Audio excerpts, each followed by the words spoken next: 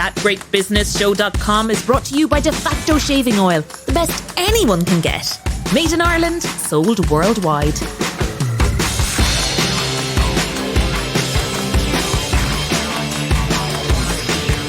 Welcome to That Great Business Show, episode 37 of Ireland's best business podcast, brought to you, as always, by the world's best shaving oil company, defactoshave.com. I'm Conall Morain.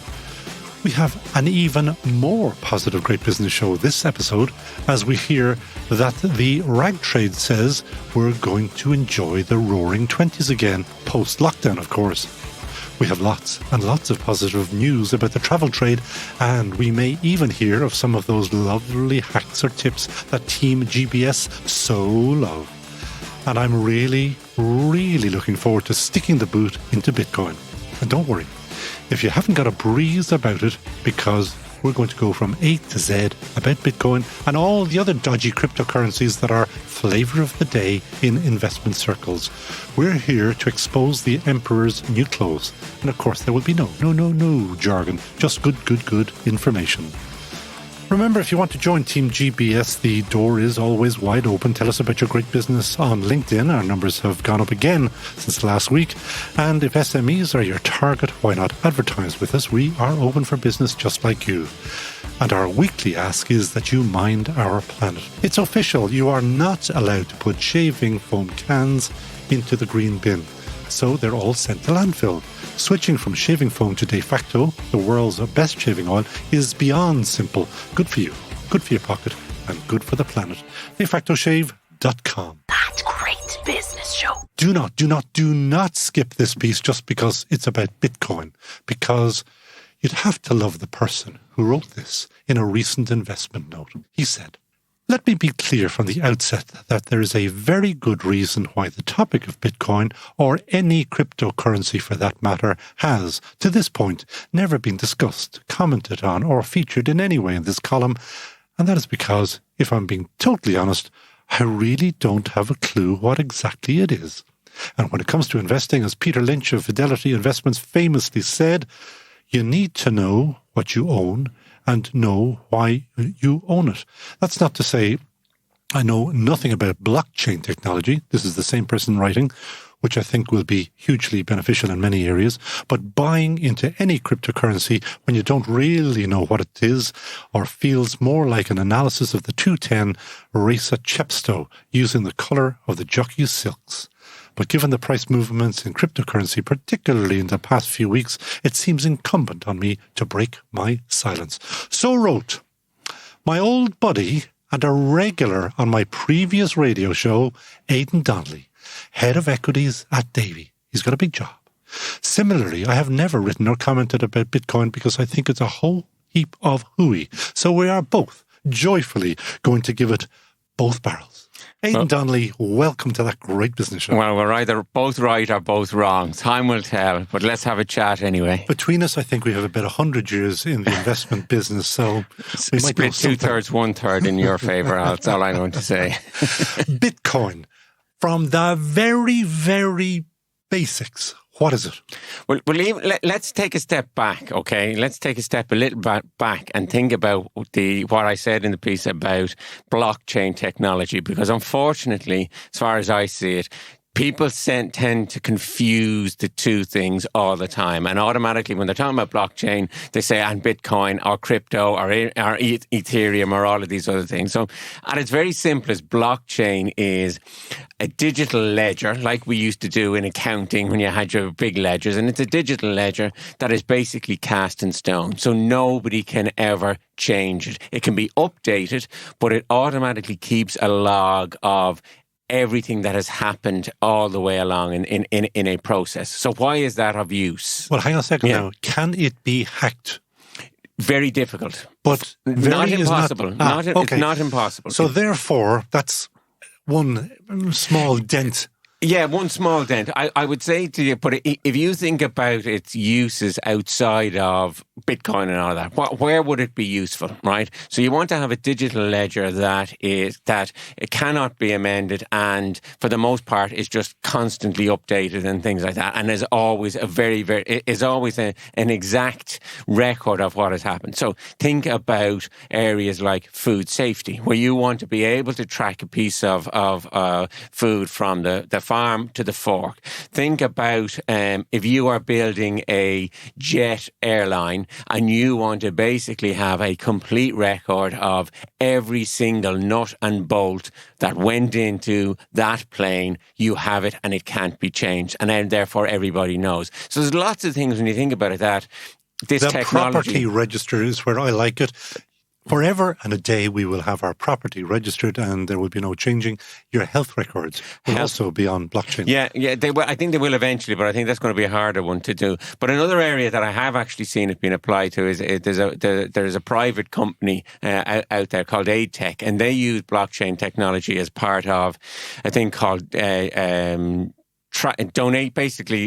tracking your donations to charity. And you know the whole question of you put €100 into the box, where does it go? Well, they're able to actually track that all the way down to the very last point where, Conall over in the States after a hurricane gets $25 to go and buy whatever he needs for his house, and that's and trace donate, I think is the so there's lots of that technology out there that you can see the applications for. So that's where I see there's lots of great things going on. But that is not Bitcoin. No. That is not Bitcoin. Bitcoin uses that technology and has created, along with all of the other things, what many of the cult fans of Bitcoin and these other cryptocurrencies define as the new digital money, all right? And if you ever hear about it, and they'll say, it's new digital money and this is what it's going to be, and digital money is going to take over the world and blah, blah, blah, blah, blah. And I go, right. So let's think about what is it about money that they don't like that they want to replace, right? And the obvious thing is, it needs to be inflation protection. Yes, you can look at that. It needs to be transferable without friction. And it needs to also, the biggest thing now, if you think about it, is that it's insulated from government manipulation or basically just the printing presses, all right? Now, at this stage, I would say the jury hasn't even been sequestered yet to come to the conclusion about whether you can decide one way or the other on this. Is it easily transferable and seamless? No, it's not. It's actually quite expensive to go through the various exchanges that you want to do. Like how much? I don't know. I actually haven't bothered because, then again, I think we might be up at 8% or something. Yeah, 8 or 9%. That could well be it. Which is a chunk of change. Yeah. Well, given the fact we used to complain we had to pay 5% to banks for our foreign exchange when we used to go on holidays, right? Right, 8% looks very, very difficult. The other thing you've got to think about is what is the benefit of money? Money is that it's universally accepted across everywhere that you want to do, right? So is Bitcoin? No, it's not, right? So why wouldn't it be? Well, think about it from this way. If I'm running a business, okay, and I'm pricing my produce in Bitcoin, and we see the volatility that we have seen in the last 3 weeks, not only could my profit margin be gone in the space of a half a day, my whole company could be gone because I've completely priced something the wrong way, right? And that's where, as I see it, one of the biggest problems with thinking of this as money is it's way too volatile to be money, right? As a proper medium of exchange. But the big one for me, though, is who determines, one, how many bitcoins there are, and therefore, what is the value of a bitcoin? Yes, we see it 35,000 up, 35,000 down, 35,000 anywhere you want. Yeah, and it is purely I think if we were back 2 centuries ago, we might be talking about tulips in Amsterdam. That is my sense of it. And again, look, there's lots of people making lots of money, but that doesn't necessarily mean that it's a sensible investment. That just means you're finding a greater fool to buy it off you at a higher price. That is so important because it is that famous thing, a zero-sum game. Yeah. Somebody makes 100,000, somebody had to lose 100,000. Yeah. I was actually talking to somebody who bought a brand new BMW on the back of Bitcoin recently. So, and look, don't get me wrong, there are plenty of people that have done that and have made lots and lots of money. But in the same way that everybody talks about how much money they've made, there's also been people who bought it at 40,000 to the dollar, or $40,000, and are now looking at $35 or $30,000 or $35,000 or $30,000, and are nursing a very, very big headache as a result of that. The other thing that makes me wonder about this, and when we talk about one of the big criticisms that have come out recently, is this whole idea that it takes so much electricity to manufacture one of these. So it takes 20,000, I think I read something, it takes 20,000 euros worth of electricity to produce 8,000 euros worth of Bitcoin. Now, I would be smart enough to know most companies, and if it costs you 20,000 euros to make something and you can sell it for 8,000, you ain't going to be in business too long, right? Like even if you got a government subsidy, you still won't be in business for very, very long, you know? Have you ever worked out where a Bitcoin actually comes from, what it looks like, what it feels like, what... Well, what always amazes me is about it, when you ever see the symbols for Bitcoin, it always looks like a gold coin, right? And you say to yourself, well, they say it's better than gold, and it's this, it's that, and it's the other. Then why do you have an image of a gold coin as your Bitcoin? I don't understand it. So it's those types of things that ultimately lead me to the conclusion that look, as I said, and as I highlighted in the piece, I'm probably old school investment style, a bit like Peter Lynch, that says, I need to know what I own and I need to know why I own it. And, owning something because I think there's a bigger fool out there that's going to buy it off me at a higher price, it's fine, but it's last time I checked, it's Virgin on a Ponzi scheme or something like that, and that's kind of where we are. Do you know the difference between a Bitcoin and a Dogecoin or any of the other ones? Not a clue. And I actually was only surprised me there with all the volatility in the last couple of weeks. I happened to be flicking through Twitter one evening and I saw the list of all cryptocurrencies that are out there, right? And you're just kind of going, oh my God, like there's pages of them. And I'm kind of going, where, are any of these fungible? What's the exchange rate between a Bitcoin or Ethereum or whatever it's called, What? Make sure that we use no jargon. When you say fungible? As in, a euro 50 euro note printed under the French government is the same as the 50 euro note that's printed by the Irish government, that is printed by the German government. It's 50 euro. It's 50 euro. It's 50 euro. And that's ultimately what I mean. The other thing I think that and again, coming back to that idea of the digital register and blockchain and things like that, the other thing that would make me very worried is, and probably what's caused a bit of the volatility we've seen recently, is you still have the three major central banks in the world: the Federal Reserve in the US, the European Central Bank, and now the Chinese Central Bank, the People's Bank of China, all coming out and not giving the head tip to any of these currencies. The reality is, at some point, they will make, the three central banks could either make their own digital currency and have a Fed coin, an ISBA coin, and a China coin if they wanted it, or they might decide that let's have one in its entirety across all of the three major central banks. You have that, and then Bitcoin is gone. There's no need for all of these digital currencies because you suddenly have something that is backed by global central banks, easily transferable, can be stored anywhere, all of these good things, and ultimately can't be impacted by government. So that's your real digital money. That said, the American version of Davy, Goldman Sachs and others are investing, and they have vehicles for cryptocurrencies. You're absolutely right. When have you've worked long enough in this business? When have you ever seen an investment bank turn down an opportunity to make money? Right? Do you reckon that's as simple as that? It's as simple as that. It's absolutely as simple as that. And you look at it and you say, well, why are they doing that? Because there is a commission to be made in trading it, and you know what? If you're getting charged 8% by wherever, and they charge 7%. you'll go to them and they're still making 7% on a hell of an awful lot of transactions. And when you think of the commissions they're making on share trading or bond trading or any of these other things now, they ain't making those types of numbers. I can guarantee you that, So there's always going to be somebody who wants to make money if they can see making money out of it. Drug dealers and IT hackers love bitcoins or cryptocurrencies. When do you think will government, international government, shut it all down? I think that's the next big risk, because you look at the whole area of money laundering, and you look, like if you think about how difficult it is nowadays to open a bank account or anything else like that, right? And yet, they're worried about, and this is because they're worried about terrorist financing and money laundering, things like that. And yet, on the flip side of it, you've got this thing going on that basically can be exchanged willy nilly. The one thing I always wonder about is so if people go in and they trade cryptocurrencies and things like that, how many of them actually take their money out of it, or are they just rolling the trade all the time, rolling the trade.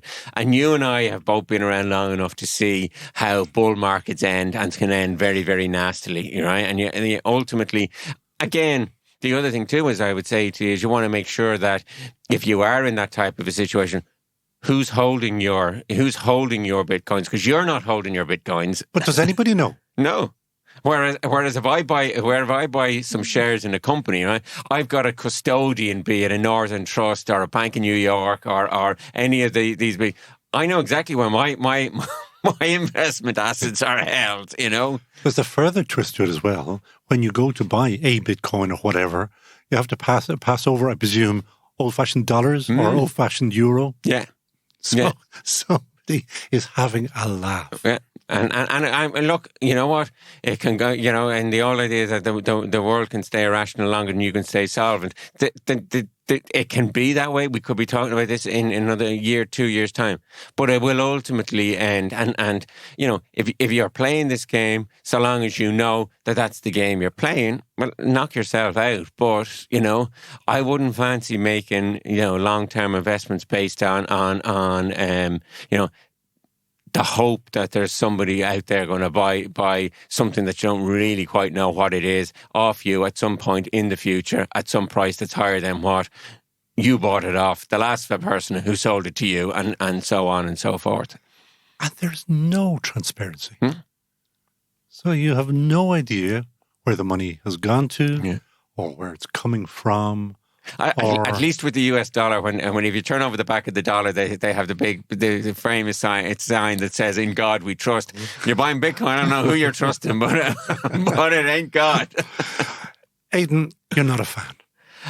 I'm not a fan, as I said, because I don't understand it, and I don't see it as an investment. I see it as punting, trading, gambling, whatever you want to do. And as I said in the piece, 210 at Chepstow, and pick the colour of the silks. And as I famously used to say, the value of your investments can plummet as well as drop. Yes. And as a wise man once said to me, he said, always remember that something that has fallen 95% can still fall another 95%. So that's the thing to bear in mind. Aidan, it has been a pleasure to have you back on That Great Business Show.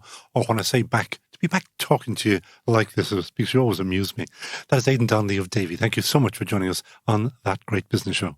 Subscribe today to That Great Business Show on your favourite podcast platform, including Apple and Spotify. Do you know what happens to all of those empty shaving foam cans? In Ireland, 20 million of them are sent to landfill every year because they're officially hazardous waste. This landfill pollution is completely unnecessary.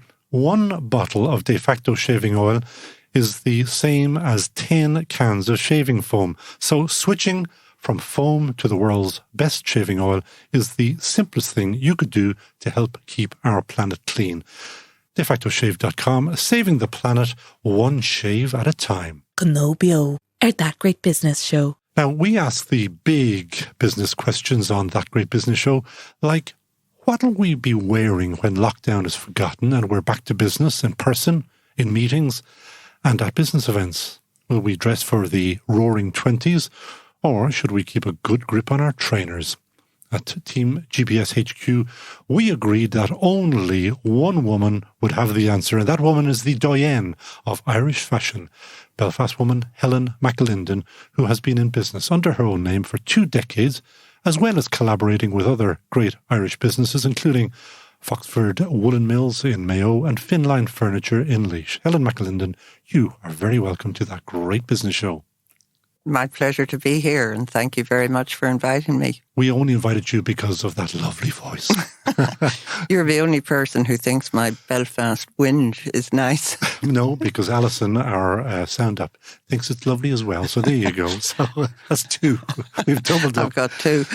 You have been in business, in the fashion business, for a while.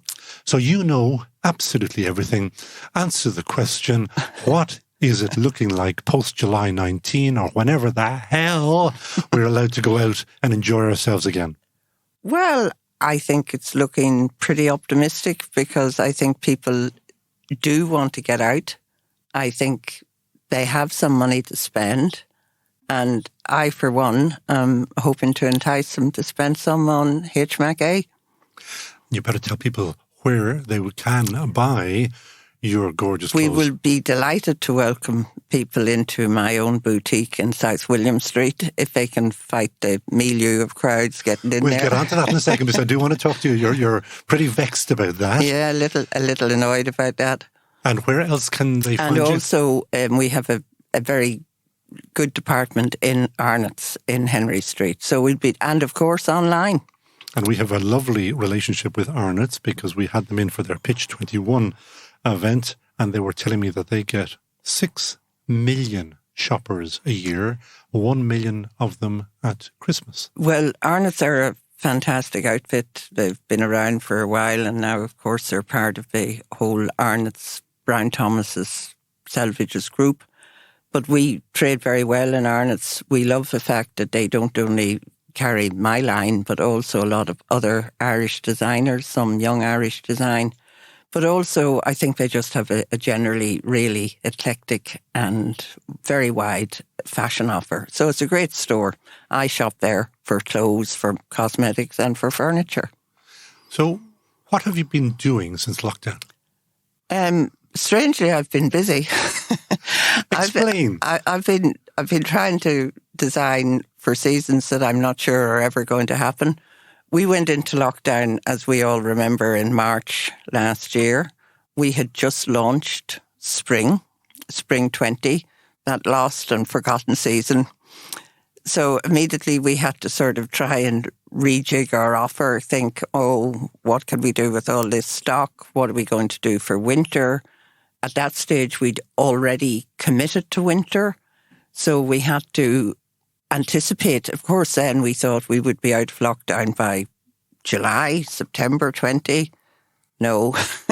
So we had to try and pull and hold some stock, redesign, change, pivot, that wonderful word that everybody's using, pivot our business, start putting in leggings and athleisure, change our kind of occasion wear to a more casual offer.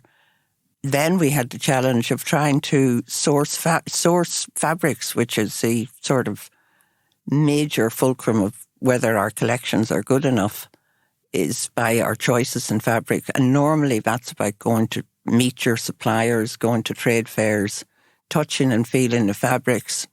So we had to do all our fabric sourcing on Zoom, and that was a challenge. So it's been, and then of course the main thing we had to do was really work on our online business like everybody else. How far ahead are you planning? For example, now, are you thinking into next winter, as in 6 months' time, or 9 months' time? Because at some stage... Winter is made. Is it really? Can you sell last winter's winter clothes? Not really. Why not? Well, we were able to hold some fabrics which we had committed to for winter of last season. We didn't make, and some of those fabrics will, because we're sustainable, we don't burn clothes. Where we can redeploy, we will redeploy. But right now, winter is in production. So our bit, the design bit, is done. Our manufacturers, mainly in Portugal, have made a great deal of the stock. And I am, with my design team, working on next spring. But, COVID should have told us we can't plan. We are working on the fact that we are going to have a pandemic-free spring. As I was preparing I don't normally think about oddly enough, I do think about what I'm going to ask people. And I was wondering, where does fashion come from?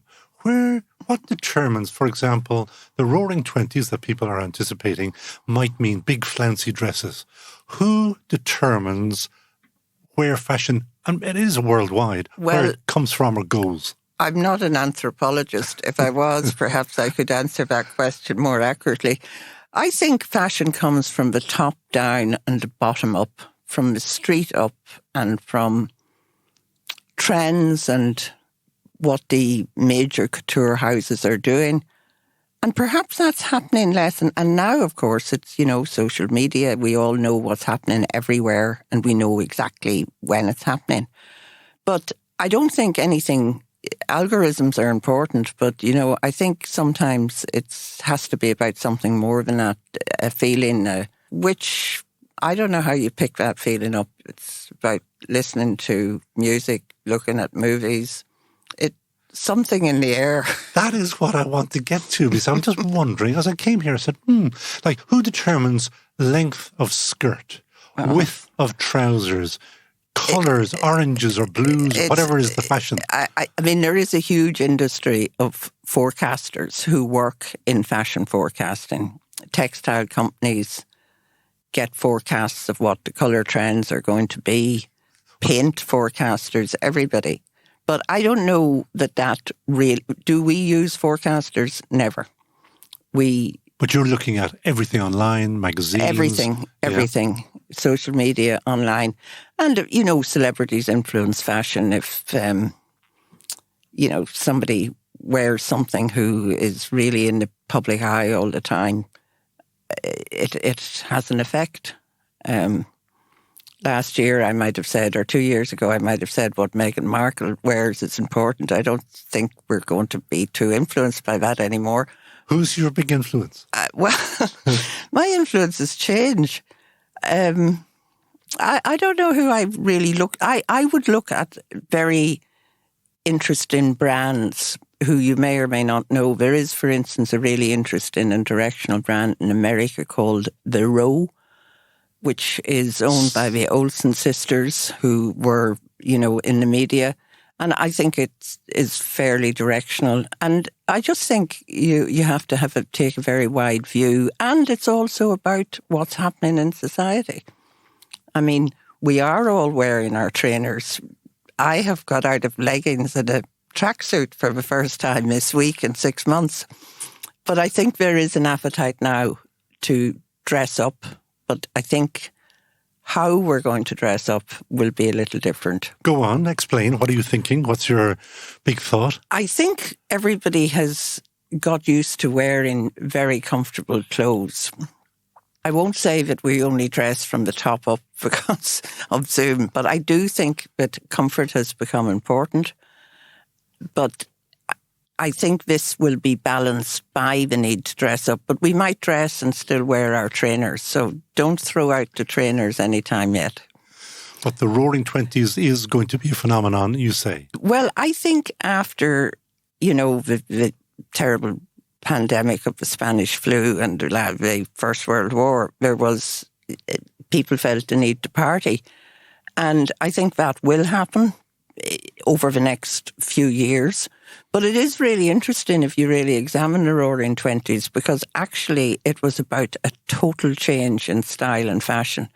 And pre-20s, women were wearing very constraining and constricting clothes. In the 20s, although it was glamorous, dresses were shifts, straight, waistless. Women stopped wearing corsets. So that in its way was a new freedom. And I think this time we're going to want to dress up, but I think there will be a new freedom. I think things that used to be considered really frumpy, like a little bit of elastic on a waist, very cool people are now saying, actually, that's comfortable. I also think that we're into sustainability.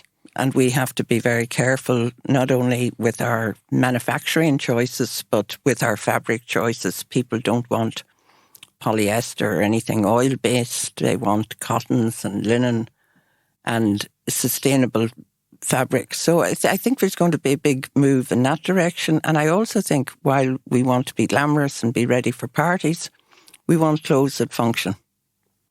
You are, as well as being a designer, a retailer. Yeah. And you have a retail unit on South William Street, the epicentre of the start of the party season in Dublin. We have started. Explain what it's been like to try to do business in South William Street with hundreds, if not thousands of people outside your front door, all drinking their little heads off. None of them trying to buy clothes.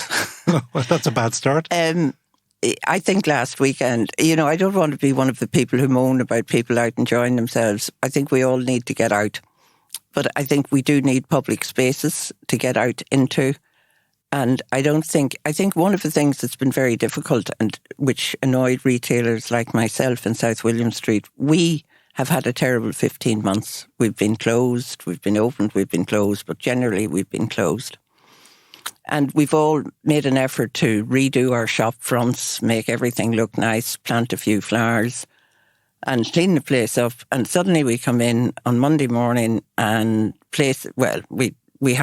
we couldn't trade properly at the weekend. And these crowds of party goers and mainly kids are threatening to, you don't want to walk up the street with 20 people drinking, partying and doing other things. And that's not the kind of environment that's going to encourage people into town. So I think Dublin City Council need to think very carefully. Everybody's talking about, government support, and the government support has been very good. But, I think it's really important for Dublin as a city that we encourage our retail sector and we make the city a people-friendly place. And that means we encourage people in to shop, not just to party. I think I can't blame. Everybody wants to go out. The weather's nice. But there's a way to do it. And that's about carefully thinking about pedestrianisation, not just taking sudden steps. And I don't think the pedestrianisation in town is working. I think it's discouraging shoppers. That's interesting. I think there's a different way to do it. You're thinking there, because I haven't heard that one before. Well, in South William Street, for instance, they've sort of extended pavements so as some of the restaurants can put out tables.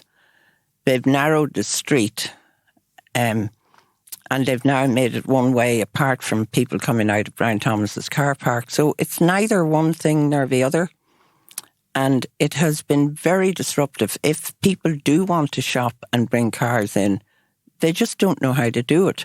Now, I think if they had have just made the pavements really wide and left it open for one lane of traffic, it would have both made the streetscape look better and make it easier for retailers to have their customers in. There has obviously been a massive shift, promoted a good deal by the pandemic as well, to online. You mentioned it yourself earlier. Would you consider shutting the shop and just going wholly online? I think online and bricks and mortar feed off one another. Now, our online business has expanded hugely, but that's expanding from a very small base pre-pandemic. So for us, it forced us to look at online, and we've done it, and we're really pleased we've done it. It's a whole different skill set, but it is a different way to satisfy your consumer. And I buy a lot of stuff online myself. I probably buy less clothing than I do other items. But I think online is here to stay. I do, however, I think it will change retail. I don't think you need vast retail spaces. I think people need to come in and touch and see. And they might go back and buy online. So I think it's going to change the retail landscape. But I do think people still want the experience of going into a shop, feeling and trying on. It's also, I think people will shop in both ways. I'm also interested in your brand because you've been clever to try to expand the Helen McAlinden brand. I mentioned Foxford Woolen Mills and I've mentioned Finline Furniture in Laois, is that you are associated with both. Is that a conscious decision?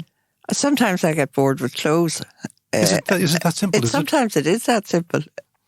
And, I like design. I think design in corporate is the sort of a pretty all-encompassing. I think good design is good design. And, interior lifestyle, yes, that all really interests me.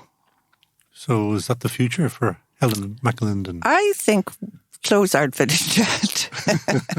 I'm trying to see where you're going to go now and say. Well, I think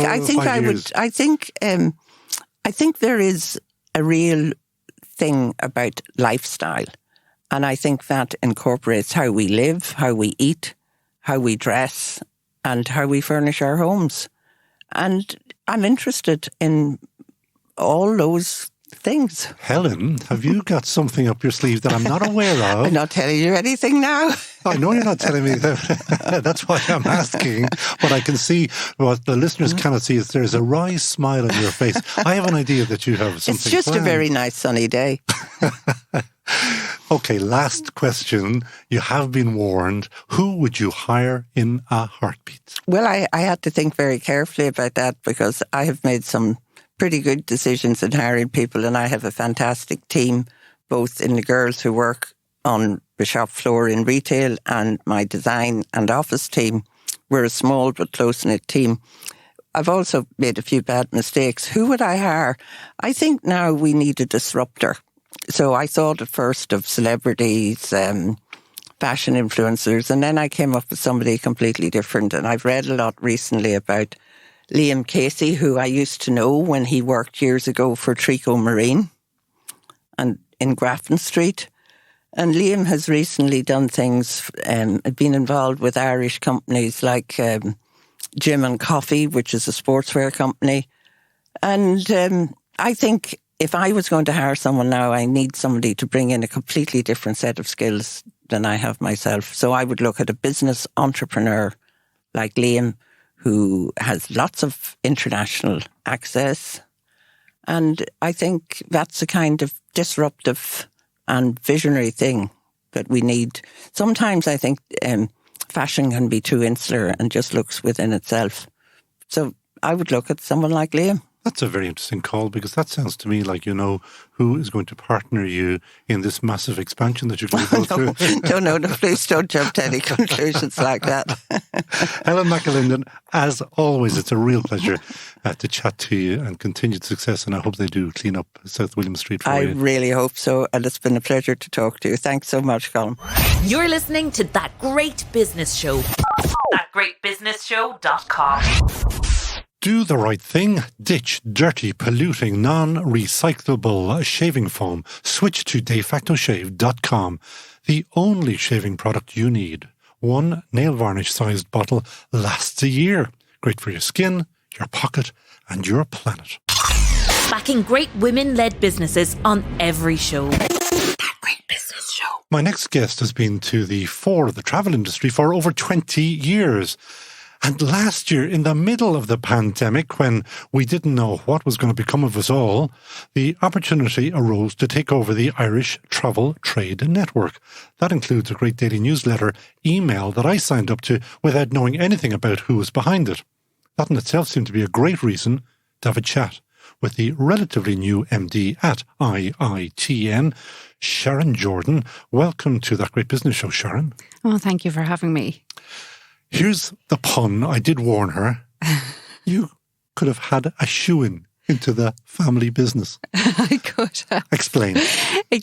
Okay. So my dad and my mum had a shoe business in Dublin back in the day. Shoe shops. I can't even say the words now. There's a lot of alliteration going on there. But yeah, I think it was the early 80s. My dad was made redundant and, you know, as most people were back in the 80s. And he started working the markets. And bit by bit, he started to see that shoes seemed to be the thing that sold quite a lot. And so step by step, he opened up a couple of shoe shops across I saw Dublin. what you did there. Step by step. Shoes. It's in the blood. It's in the blood. So people in Dublin will recognise the Jordan shoe shop name. Yeah. They would, yeah, of course they would. So there was Blanchardstown, there was the Ilac Centre, there was the Square in Tala. They were kind of in the M50 shops, I would say. I'm very privileged to get into those locations because for an Irishman getting into these big UK companies, as they would have been at the time, UK-owned companies at the time, it was quite an achievement for him.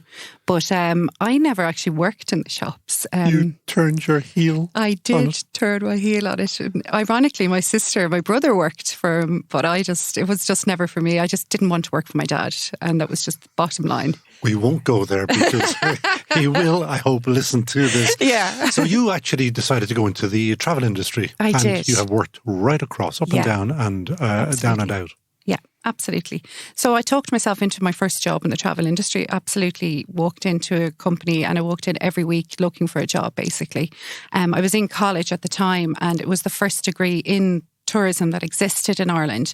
And I was due to go into college to do law and German. And at the last minute, I just changed to this. And it was the best decision of my life because I haven't looked back and I've got to see the entire world for free on a daily basis. And I mean, who wouldn't want that as a lifelong dream job? Okay, but was that a hankering from a young age? Or? Oh, yeah.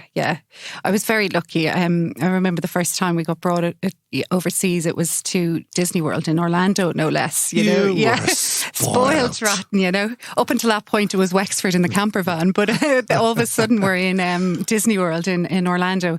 And it was so surreal because when we came back, we were the first people in school that had ever been to that side of the world. So they actually made me stand up in assembly and tell the story of Disney World. And I think that's just where my passion grew from. And I just loved telling people about holidays and everything you can do. I'm surprised you weren't killed by them all with envy. Eyes boring into the back of your head. To be honest, I don't think people actually believed us. You know, it was like so, you know, for where I went to school and, you know, the life that we had, it was completely surreal to go to somewhere like that. So from there, yeah, we'll skip along. Yes. And name some of the places that you've both worked with and for and places that you've been. Okay, so I started for a company called Panorama Holidays. I remember them. And then they amalgamated with a company called Air Tours and they became My Travel. And then I moved on to a beautiful company called Sunway Holidays, which is one of the biggest tour operators in Ireland at the moment. They're still in existence. I worked for them for nearly a decade. Went to Top Flight, a great ski company, loved it there.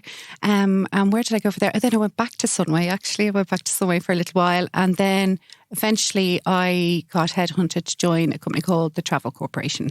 And they are the biggest family-owned travel company in the world. And I was hired as country manager for them. That's a big job. It was a big job, yeah, absolutely. And explain a little bit more about that family because I've seen the name, but I know little enough about them. They are wealthy. Well, that's a word. They're the Tolman family. They're South African family. Absolutely beautiful people.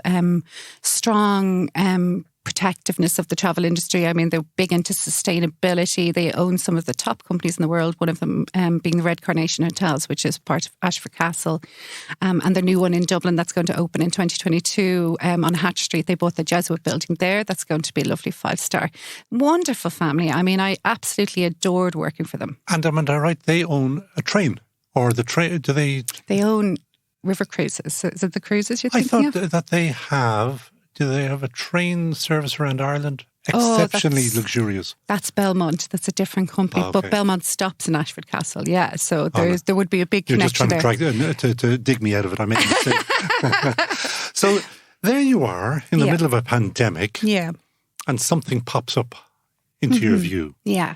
Now, you got to remember, I was on maternity leave as well. So I had literally just had a little baby and a lockdown baby, as they're called these days. But I just got this whole vision of what I wanted to do in the future. Did I want to go back into the big, bad corporate world? And after the pandemic, rebuilding the travel industry is going to really be rebuilding from the very, very bottom back up. Do you think? I mean, that's we'll get on to that in a second. Yeah, 100%.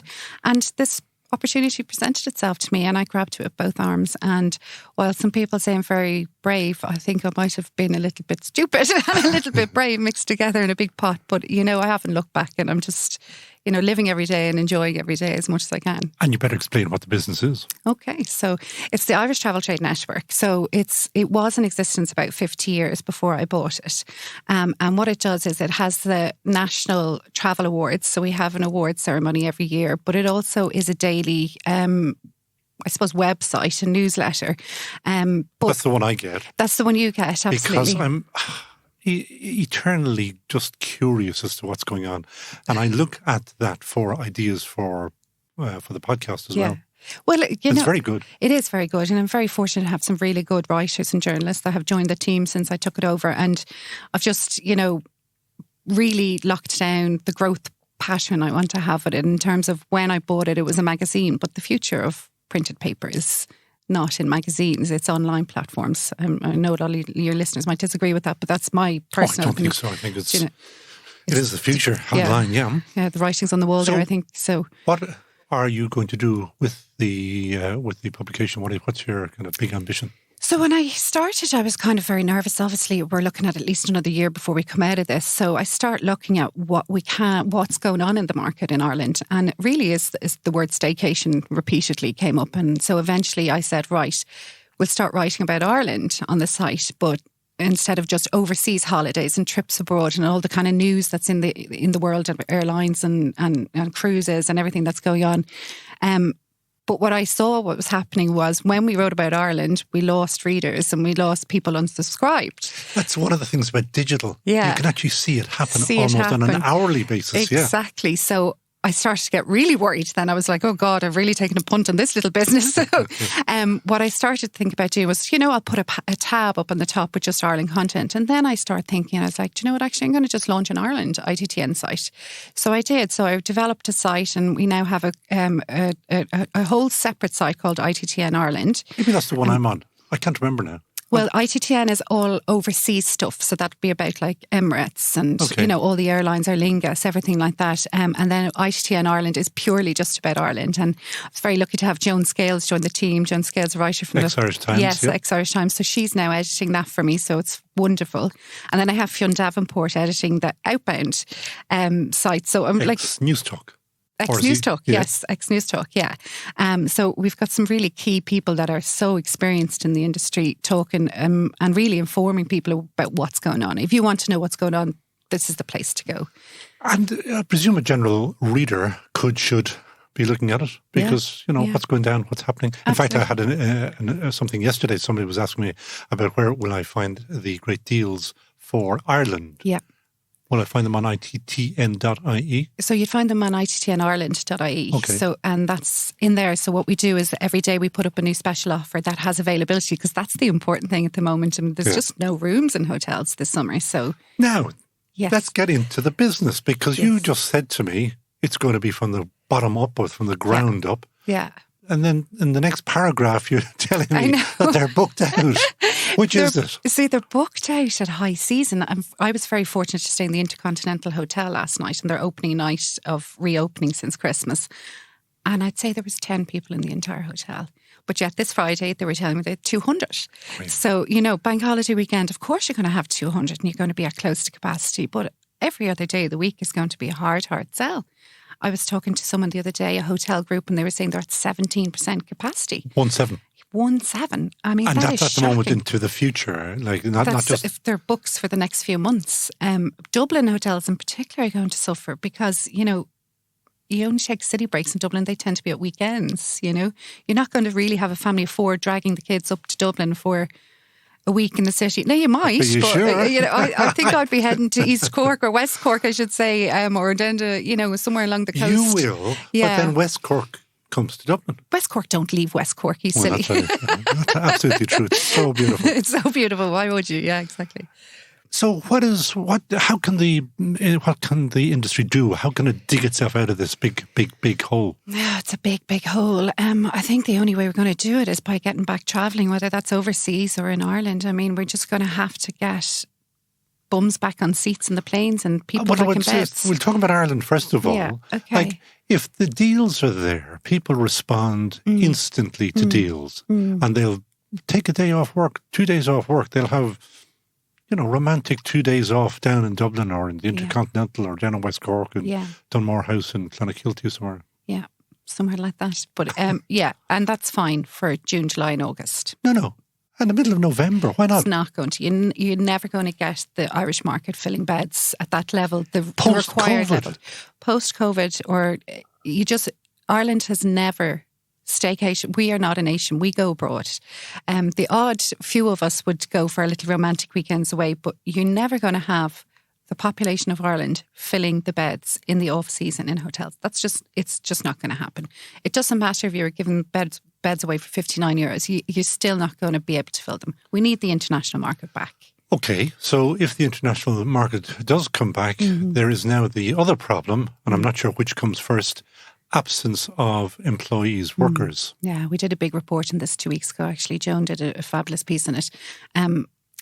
It's a huge issue. It's a huge issue for our industry. It's a huge issue for a lot of industries, but particularly for the hospitality industry, because one, we've lost a lot of people that were fortunate enough to get the PUP, but they've gone back to their own countries, or they have decided that they don't want to come back working 5 days a week. But it's going to be it's a crisis coming down the line, absolutely 100%. And everybody's aware of it, so everyone's trying to hold on to what they have. But I mean, even in the Intercontinental this morning, 3 of the people that I would have known from before were saying that they were leaving, they were moving on, whether it was they were being given a new promotion in one of their other hotels like Paris Court or something. So it's a huge problem. Staff shortage is going to be a huge problem for the hospitality industry. Solve it for me. Solve it for me. We need to get people working again. We need to. Which is fine, yeah. Yeah. But let us assume that by September the PUP is gone or going. Down €50 in September. Is that not enough? A lot of people are earning a lot of money on the PUP versus what they're doing in certain roles. That's an issue that needs to be addressed. Well, that's an industry issue, isn't it? It's an industry issue, absolutely. It's an industry issue. I think personally we need to have a lot more training situations where we're bringing in people from abroad to learn hospitality in Ireland, to bring them in and train them up. I think that's one way of doing it. I think we need to be really cultivating students. I mean, if you think that a lot of students haven't probably worked in the last year and a half, there's been no placements, workplace placements, because you couldn't because of COVID. You've have no internships, nothing like that has taken place. If you listen back to one of the other podcasts about COVID interns, great, we've used them. It works. I will give another shout out to them. COVID interns works. Use them. Check them out on the I'm going to do that because I'm desperately looking for 2 interns at the moment. One in the journalism world and another one in the social media world. So if you're out there, contact me. The podcast company has hired one. She is brilliant, Alana. Unfortunately, she's got a very good job and so she's leaving us. Oh. But anyway, that's a good news story. Back to this idea of training people in Ireland. Yeah. Haven't the Swiss got a kind of a stranglehold on that? They do, yeah. How could we wrest that away from them? Incentivising them with the opportunity, like with the possibility of an actual proper job at the end of it. I mean, you don't want to just bring in people and put them in the menial jobs, not to use that word, but you need to give them a proper line of work and like a future. It's all about future. But if I go and train in Switzerland, I've kind of actively got a visa or a passport to bring me anywhere in the world. Yeah. You are Swiss trained. You can go to any hotel in the world. Very hard to get in there, though. You have to. Is it? I have no experience. I mean, that's the creme de la creme. And I mentioned Red Carnation Hotels earlier on. I know if you work for them or go into their training program, you can. It's pretty much like a passport to the world. I mean, really, really good hotels train really, really well. But we're talking big numbers here. Switzerland have a couple of small colleges that would bring people in and train them up and train them in the hotels. But it's an endless conversation. There is no real answer to it because at the end of the day, we just need people working in places in order to service at the level we need to service at, because that Céad Míle Fáilte has to be the green flag that we're waving out across the world in the next few months and years, because we have given a very clear message, in my opinion, to the world that we're closed. The rest of the world thinks we're closed. On our ITTN Ireland website or newsletter and website, we went from 2,000 followers to 29,000 followers within 1 week because the American market started signing up to it. So, wow! So we now have 27,000 American travel agents signed up to our website and our newsletter that goes out every week, and they are hungry to get back to Ireland, but they are sending me emails all the time saying, when are you open? What are the restrictions? When can I get there? And this vision of Ireland is that we are closed. There's no flights coming in. We don't have the airlift. And this whole doom and gloom, Ireland is, too many restrictions. You can't walk down the street over there. I mean, that's the vision of Ireland out there at the moment. There's a job to be done there. A little bit of Fault Ireland have a big job ahead of them. They really do. And Tourism Ireland, they have a You know everything. Right, that one, that's a noose. Everything about the travel industry. I love knowing knows little tips and hints about where are the deals at the moment, here or abroad. So I'd love to send our podcast listeners off to say, oh God, I heard that brilliant idea on That Great Business Show. Okay, so God, you've thrown that one at me. So at the moment, here's a tip. Don't go to Portugal. And the reason I say that, I shouldn't say that because I love Portugal. It's one of my favourite places to go. But, it's the only country from England that's on the green list. So it's the only country that English people can actually travel to as vaccinated people. So the rest of Europe is open. Spain is open to Irish people from the 19th of July. We can go anywhere. Malta, Spain, we can go Greece, Germany, everywhere. But English can only go to Portugal, which means the prices are high. So because they've booked out all the villas, they've booked out all the hotels. So that's a tip, don't go. Okay. I shouldn't say that. Portuguese tourist board will be on to me tomorrow, killing me because they're good friends and I love them. Portugal. Absolutely. I'd be down there in a heartbeat if I could. Oh my goodness, I'd love to have a little stay down there in August. But I know that's where the prices are going to really go up. Okay, that's a good hint. Okay, anything else? Deals-wise, I think deals, you're probably going to be looking at the likes of Greece because they have a lot of beds that need to be filled. I don't think mainland Europe, for example, France and Italy, will struggle with hotel bed because people will drive through Europe and go and stay in them. I think places like the Greek islands, Croatia, that kind of thing, you're going to find deals this summer. And I would encourage everybody to get abroad and not just stay in Ireland. I mean, from the 19th of July, it's game on, people, I'm just like, get out and see the world. How many times did we sit at home in the last year and go, God, I wish I had gone there that time, that I had that opportunity to go, and I just said no. Very fair point, that is. So we better give a shout out for Ireland as well. What a hint or a tip for an Ireland stay? Well, as I said earlier, Dublin is going to have some really good, and you see it on our site, Dublin properties are really struggling. So if you can get to Dublin, I would say get to Dublin. But across the country, the beauty that's there. And if we get the weather, it's all about the weather. I know. It's all about, the last 2 days were just heaven, weren't they? It's just so beautiful. But is it better in Ireland to phone reception and ask for a deal, or to try to use the website, or what is the best way, do you reckon? I would always say website, because you're going to get the deals, you're going to get the 10% off, the 15% off. Even if you rang up the front desk and said, listen, any chance of a half-price bed? I think they'd laugh down. Well, first of all, they wouldn't be in a position to give you a half-price bed. You'd have to be sent on to reception or into sales, and they might be in a different country, or they might be, closed. And the reality of it is, a lot of people in Ireland and across the globe don't book between the usual 9 to 5 when these places are open. We book when we're home from work, or we're sitting in front of the TV, or on the way to work, or just if we're out. So the traditional sales office open from 9 to 5 doesn't really lend to. I've always wanted to know that. Isn't that interesting? So you've now answered my question. Final question. Hire in a heartbeat. Who would you hire in a heartbeat? Oh, God, it'd have to be Willie Walsh. You're the second person that really? we had. Yeah. We had a former, Peter Jenkinson of Work It, was a former pilot who used to work with Willie Walsh. And he says he knew back then, when he was starting off as a pilot, that this guy's going to go places. Wow. And he would love to have him back again now. Oh, so why would you like Willie Walsh? Well, I just think he's inspirational. From going from a pilot to being the head of Aer Lingus, the head of BA, the head of AIG, and now he's the head of IATA. And he's now trialling the IATA pass, which is going to allow us all to travel. We'll all have these on our phone. I'm actually out in Dublin Airport tomorrow doing a walkthrough, and it'll be on our podcast or our platform tomorrow night. And it's basically going to be a walkthrough of how the airport's going to look when we travel on the 19th of July, and how security is going to be, and how we'll have to use these new IATA passes to get onto planes. And if you don't have them on your your phone, you won't get on the plane. You won't get through security. So I just think he's inspirational. I mean, I've been in his company, but never been brave enough to talk to him over the last number of years. But he just seems like a really nice, down-to-earth guy, but clearly very, very clever. Once or twice. He's a very nice, and as you say, right down to earth. Yeah. Very successful. Oh, top-class guy. Before you go, you're allowed to give two shout-outs, but you better give the international and the Ireland one. Where will anybody find your newsletter? So you sign up to it on ittn.ie or ittnireland.ie and you just go in, subscribe to it, and we send it out to you on a daily basis, and you will know everything that's going on within Ireland and across the world. I wonder where I came across it, that I did sign up to it. But anyway, I endorse what you're doing because I really think it's really good. And looks good as well. It's very, very professional, very polished. Yeah. There must be a journalist in the family. No, certainly not. Well, there is, but I can't talk about it. Sharon Jordan, Managing Director, CEO, or Publisher, owner, whatever you like.